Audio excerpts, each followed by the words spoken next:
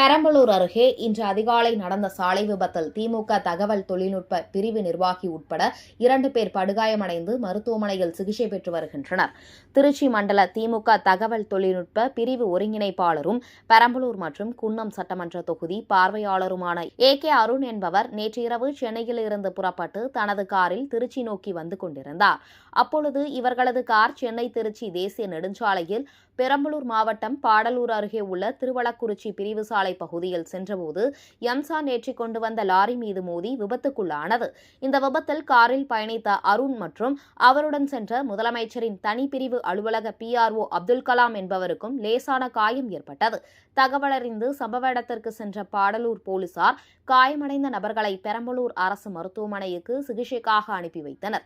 மேலும் விபத்தில் சிக்கிய காரை மீட்டு காவல் நிலையம் கொண்டு சென்ற நிலையில் எதிர்பாராத வகையில் அந்த கார் திடீரென தீப்பிடித்து முற்றிலும் எரிந்து சேதமடைந்தது.